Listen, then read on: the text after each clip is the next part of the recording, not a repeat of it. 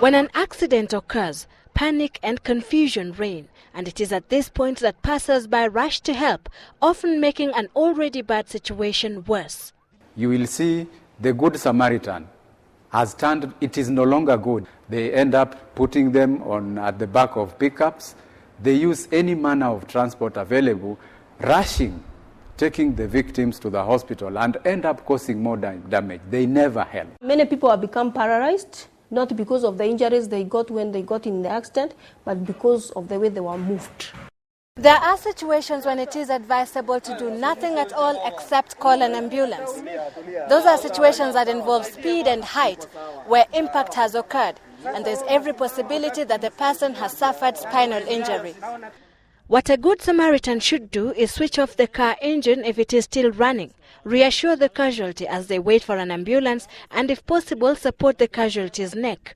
The most deadly thing, though, is that often people at the accident scene waste crucial time before taking the correct measures. The help you get within 4 minutes makes a difference and determines the outcome, even when you get to the hospital.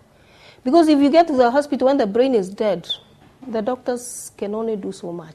The brain dies within 4 minutes if it lacks oxygen, and what one should do then is follow a basic procedure known as ABC. A is for airway. First, check if the casualty's airway is clear. Open the airway by something we call head tilt, chin lift. You'll find somebody holding another one like this and they are pressing their head downwards. That completely blocks the airway. After ensuring that the airway is clear, move to B, check the breathing. Look, listen and feel. They look for the chest. If it is rising and falling, that would mean the person is breathing. Feeling for the breath or the warmth of the air. And that is done very, very fast for 10 seconds. If you discover the casualty is not breathing, then you need to start breathing for them by giving rescue breaths. Then alternate the rescue breaths with compressions on the chest. This is called cardiopulmonary resuscitation or CPR.